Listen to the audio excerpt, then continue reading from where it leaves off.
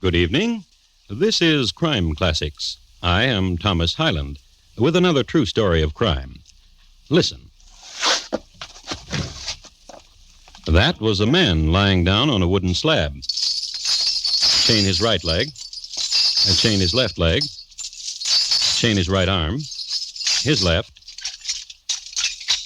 shackle his neck. And now a friend of the recumbent man walks over to where the whip is hung, takes it and comes back. Its thongs are 4 feet long, attached to an iron ring, attached to another thong 2 feet long. These last thongs being dipped in milk and dried in the sun to harden them. Now the whipper gestures to his lieutenant that he is ready, and the lieutenant gives a command. Whip! Which command eventually got the lieutenant in big trouble. Tonight, my report to you on The General's Daughter, the Czar's Lieutenant, and the Linen Closet, a Russian tragedy.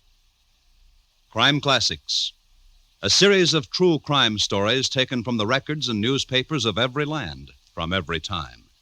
Your host each week, Mr. Thomas Hyland, connoisseur of crime, student of violence, and teller of murders. Now, once again, Mr. Thomas Hyland.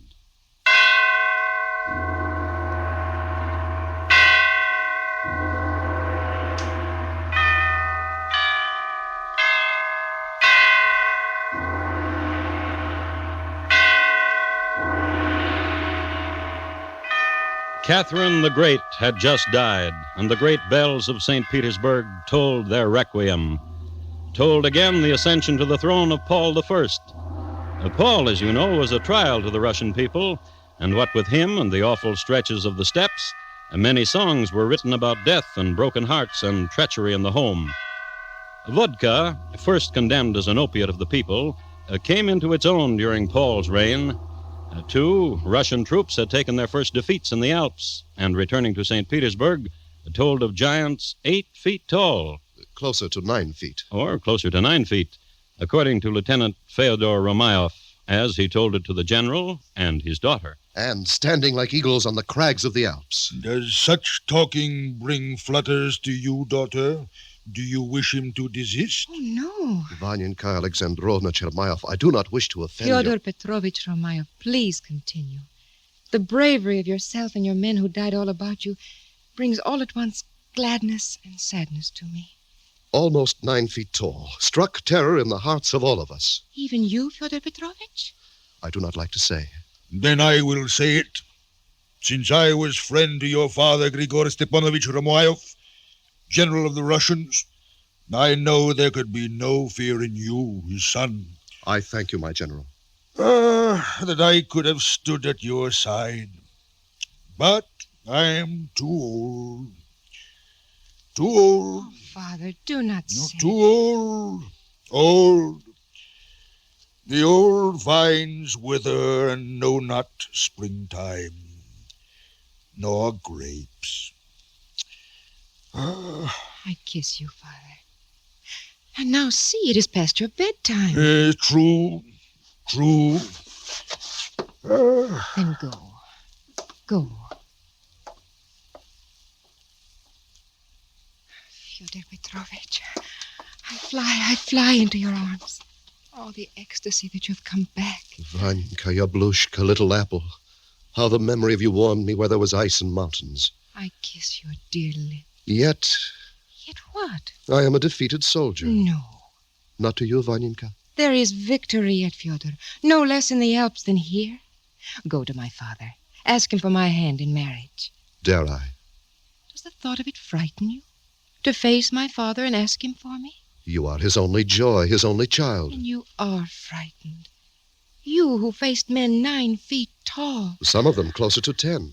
Many of them. Then what fright could you have? I will ask him. When?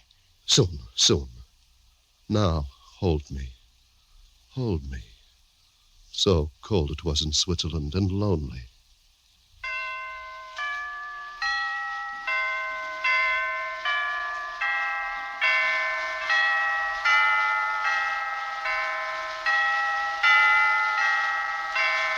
Fyodor was back home, and back home he had it pretty good. Because he was the son of General Chermayov's best, though dead, comrade-at-arms, the youth was given an apartment in the general's palace, which eventually led to more than a nodding acquaintance with the general's wine cellar, the general's library, and the general's daughter, Vanyinka. A few words about Vanyinka.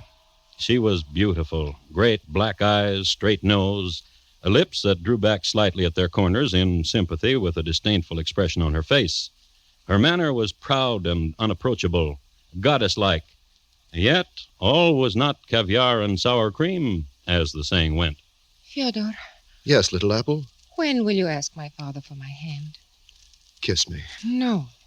When will you ask my But father... you are but 17. And an untutored child who finds no favor in your eyes. Vanyinka, Vanyinka, sing to me.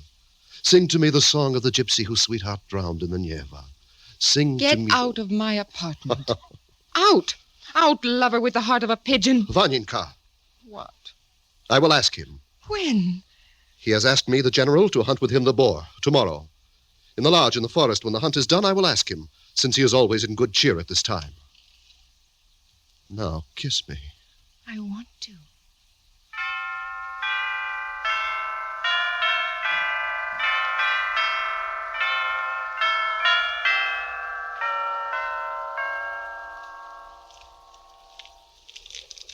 So rest, Chadova, rest, beautiful beast, child of the wolf and child of the dog. You hunted well, Chadova, and I love you. Fyodor Petrovich, Yes, General. you are a good lad. You please me, lad. In you I see myself in youth. General, What? of Vanyinka. Oh, Vaninka. Vaninka, my ruby, my delight. I wish to marry her. You wish to marry her. Exactly. My soul longs for her. Alas, Alas? too late. Too late. But 2 days ago, What? I gave her hand to Vasily Vasilovich, favorite of the Czar. In 6 months, when Vaninka is 18, she will marry Vasily Vasilovich. That is terrible. Your heart is broken. Alas. You think of the Neva. Yes. Too late. Too late.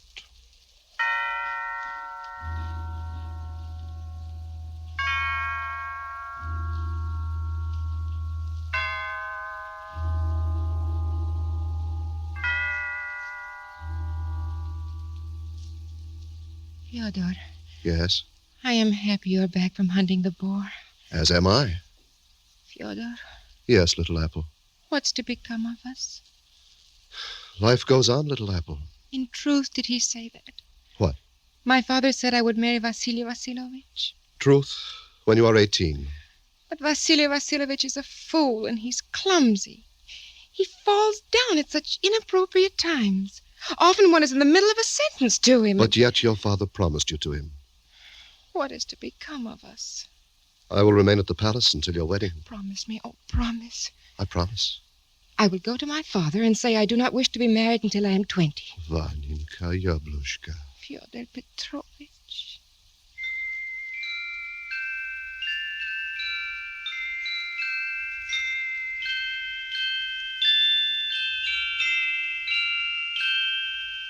And then, the next day, a small thing happened.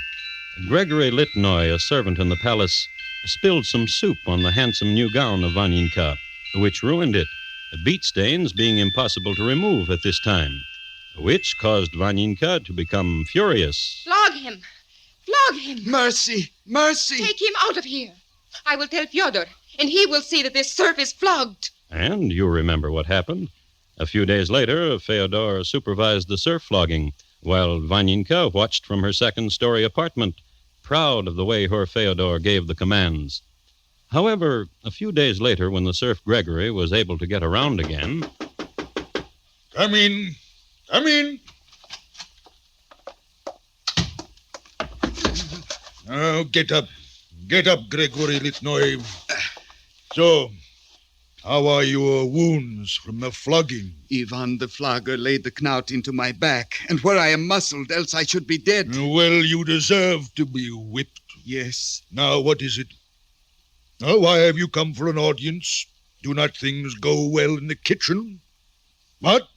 They go well in the kitchen as they go well elsewhere, Excellency. Then what? Oh, how well. What are you talking about?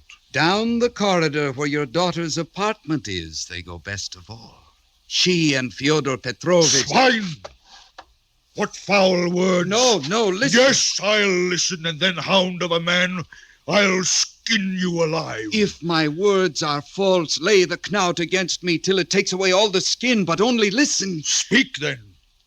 Even now, Excellency, Vanyenka and the lieutenant, lovers, that sing to each other, while Anushka, the maidservant, pours them wine and prepares all manner of things. No lashes, Excellency. Do not whip me till you have seen with your own eyes. Yes, I will see. And I will tell you this. If it is true what you say, and if Fyodor Petrovich is in the apartment of Vanyenka... You will flog her? Till her death. And him? Till his death. I open the door for you, Excellency. The whip the general was carrying was of boar hide and covered with brass studs. It had been his favorite since his days at the academy, when he was given to stopping serfs in the street and making of them living examples of his skill with the whip. Now he was on his way to visit his daughter.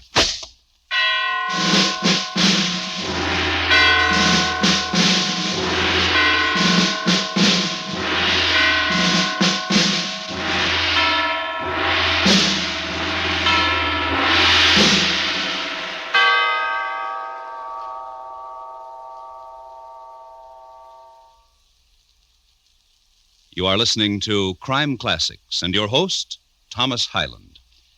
Every Thursday night, CBS Radio invites you to escape. In a powerful story typical of this unique drama series, CBS Radio presents The Scarlet Plague tomorrow night on most of these same stations. Hear what might happen if a pestilence wiped out everyone on Earth except one lone professor and a girl. Hear it on Escape tomorrow night at the Star's address.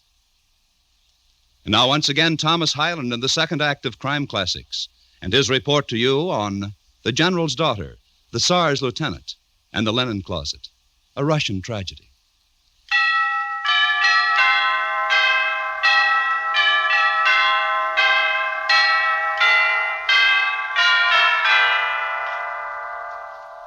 St. Petersburg in the first year of the 19th century. A young city then, less than 100 years old. Created and built by Peter the Great, it boasted fine cathedrals and canals, and a headsman's chopping block second to none. It was in this city, in this era, you'll remember, which gave to the Russian court the Suvarov sisters, Anna and Fanya, who confounded and delighted and who sent to an early grave the false Dmitri. One of the most beautiful thoroughfares of the city was the Nevsky Prospect, and where it bridged the Neva on the escarpment was the palace of General Alexander Chermayov, retired.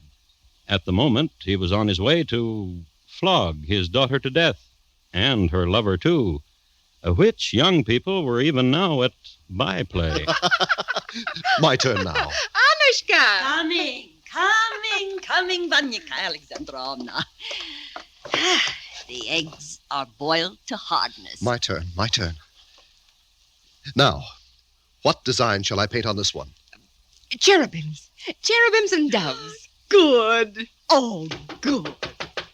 Vanyenka! Your papa. Fyodor Petrovich. If he finds me here. Vanyenka! Alexandrovna! Yes, Papa. Open the door. A moment, Papa. Open the door. Quickly, Fyodor, in the linen closet. Yes. Get in. Now lie down. Anushka, get linen. Put linen on top. Cover him. It is I, General Alexander Chermayov. I demand it. Open the door to your papa. In a second, Papa. Quickly, Anushka, quickly. It is done. Put down the door and close it. Now lock it. Now sit on it. Yes. Yes.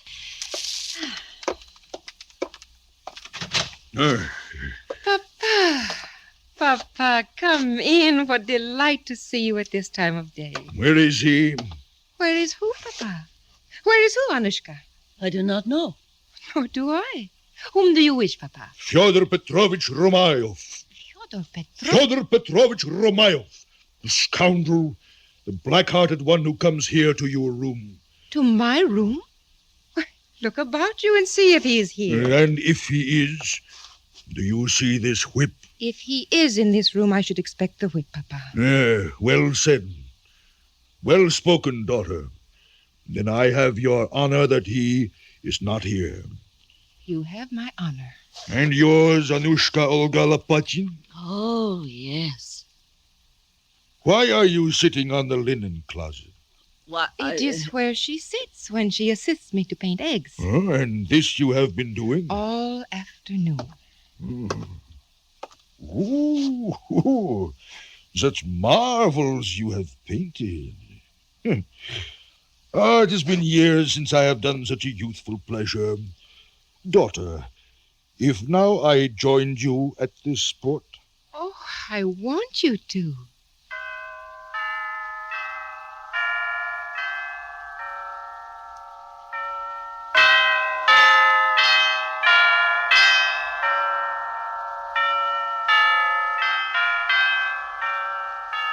And it's being just before Easter, and since it was the custom for the masters to supply the serfs with gaily colored eggs, father and daughter painted while Anushka boiled and brought. And there was conversation. Fyodor has asked me for your hand, Vaninka. Yes, I know. I informed him when you are 18, you will marry Vasily Vasilovich. Can I not wait until I'm 20? On the day that you are 18. And so it went. 3 hours, talk, tea, painting.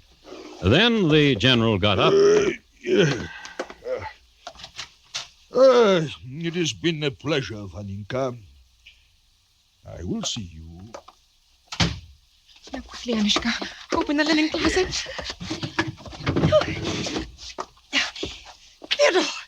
Fyodor Petrovich, let go the tablecloth. Oh. Vaninka. What? What? Dead. He's dead. Oh, beloved, beloved. Suffocated. What is to become of me? If your father finds this corpse here, he will whip you to death. I will throw myself into the Neva. Oh, it is not necessary. My brother Ivan... What can he do? He will dispose of Fyodor in such a way... Oh! Do not worry your pretty head. He has disposed before. I know. Oh, do not sob. Do not cry. The dead are dead. And always flows the Neva.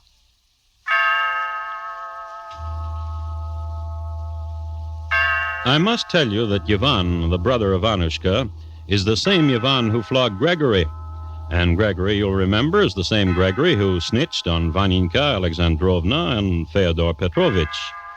And now the way Ivan disposed of Fyodor's body was this. Since there was still ice on the Neva, he cut a hole in it and stuffed the body into the icy waters. The cold wind quickly froze shut the ice again, and Fyodor's body, flowing with the swift current of the river, some time later entered the Gulf of Finland. For this arrangement, Ivan received 1,000 rubles, the fee agreed upon, plus an extra 1,000 blackmail, which last set a precedent. Vaninka was forced to pay Ivan money whenever he demanded it. However, being rich, she didn't mind, and that summer she spent a joyous vacation on the Black Sea with her father. That's the opposite direction from the Gulf of Finland. Yes, Papa. You say your Fyodor... Has gone on a journey to forget me. Noble lad. And the next month, on the Crimea, taking the waters, still south. Vaninka, Yes, Papa? you had a letter today. Was it from Fyodor? No, Papa. It was from Sophie Fagavia from Prushnitz. To tell me she has married a boy from Prushnitz. Boris Padyov. And from Fyodor, nothing. Nothing. And in the Ukraine, after the festivals were over, coming home. Vaninka, Yes, Papa? I liked Fyodor. Yes, Papa. I miss him. I miss him too, Papa. And no sooner had they gotten back to the palace. Vaninka, Yes, Papa. quickly, come. Vaninka, news from Moscow. Vasily Vasilovich fell down. He always falls, Papa. This is his last fall, Vaninka. 3 flights of steps. He's dead. Dead? Nor must you think of throwing yourself into the Neva, Varinka. Listen, I give you permission Permission? to marry Fyodor Petrovich Romayov.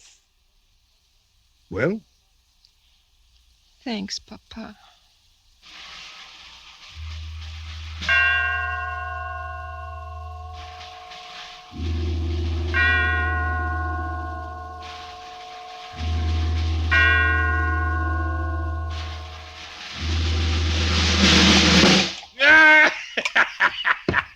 Vodka is the best way to eat potatoes, and this inn serves the best potatoes. Agreed? Agreed.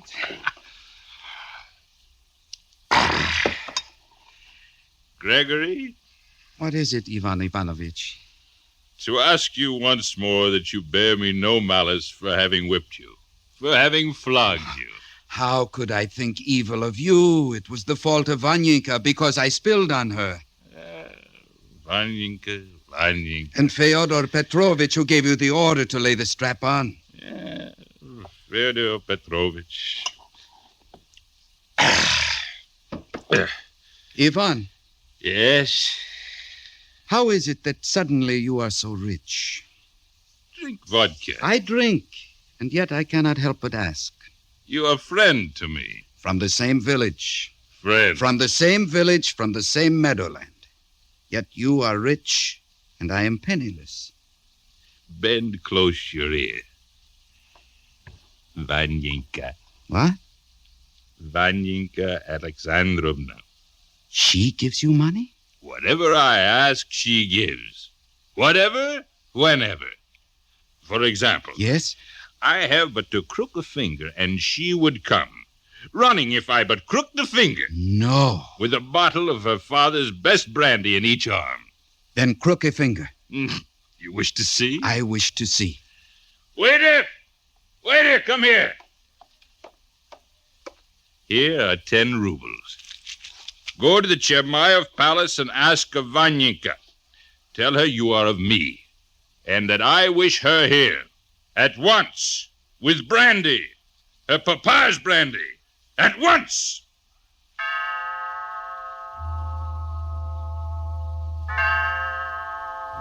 At the moment when Vanyinka received word that she was wanted at the inn by Ivan Ivanovich, she was in the middle of brooding. She had never been closer to the bottom of the Neva River than she was now, thinking as she was of her dead lover and how fate and a tattletale named Gregory and a blackmailer named Ivan Ivanovich had robbed her of her one true love. And so she went to the general's liquor cabinet and extracted 2 bottles of his oldest brandy. Then she went to the general's medicine chest and extracted a handful of the general's opium and mixed the 2 together. Then she went down to the inn. By your command, Ivan Ivanovich. 2 bottles of brandy. One for me and one for Gregory. Pull up the corks, Gregory. Yes. And now we will drink to Vanyinka Alexandrovna Chermayev. To Vanyinka.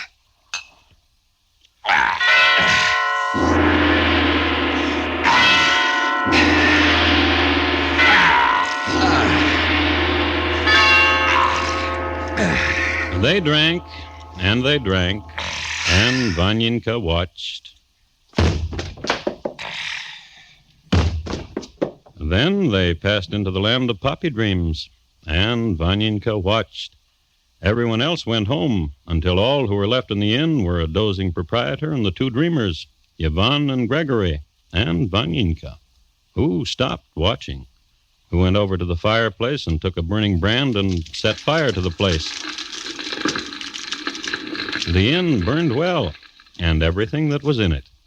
Then Vanyenka took a walk. And so it is done, lover. Fyodor Petrovich, you are now avenged. Those who caused your death are dead now. So sleep, Fyodor Petrovich, sleep. And soon, who knows, I will be in your arms again.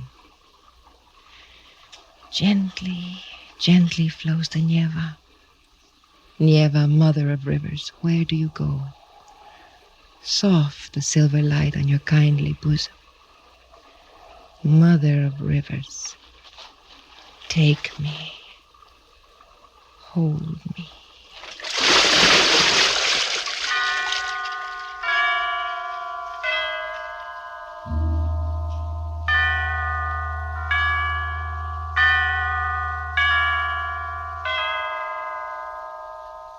I would like to be able to tell you that the bodies of the lovers were found close to one another on some distant and misty shore.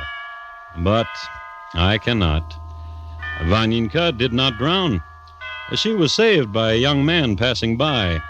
He was a captain in the Tsar's cavalry, and they rode back to the palace in warm clothes, she draped across the pommel of his steed. He proposed marriage as soon as he saw her house.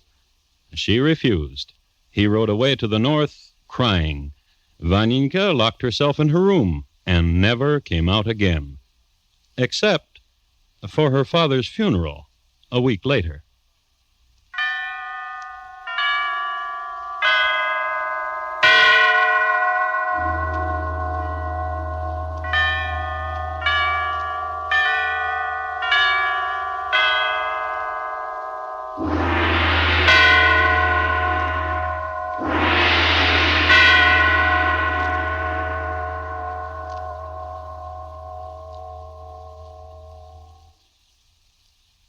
In just a moment, Thomas Hyland will tell you about next week's crime classic. Tonight's Russian tragedy was adapted from translations of the original court reports and newspaper accounts by Morton Fine and David Friedkin. The music was composed and conducted by Bernard Herrmann, and the program is produced and directed by Elliott Lewis. Thomas Hyland is portrayed on radio by Lou Merrill. In tonight's story, Lillian Baeff was heard as Vanyenka, John Daner is the general, and Hy Averback is Fyodor. Featured in the cast were Vic Perrin, Barney Phillips, and Irene Tedrow. Bob Lamont speaking. And here again is Thomas Hyland. Next week, Manchester, England, in the year 1826. At that time, the Norwich Union boys really knew how to put out a big fire. They were also adept at snuffing out smaller flames. It's listed in my files as James Evans, fireman. How he extinguished a human torch. Thank you. Good night. Your purchase of Easter seals is your way of extending the only aid there is for the crippled and disabled. Organized hospital, clinical, and laboratory campaigns to cure the curable and to lessen the burdens of those who can't be completely well again. Buy Easter seals. Make your generous contribution a fighting force to expand treatment, research, and education. The three weapons of hope and of cure for the crippled and disabled in America. Gangbusters go into action Saturday nights on the CBS Radio Network.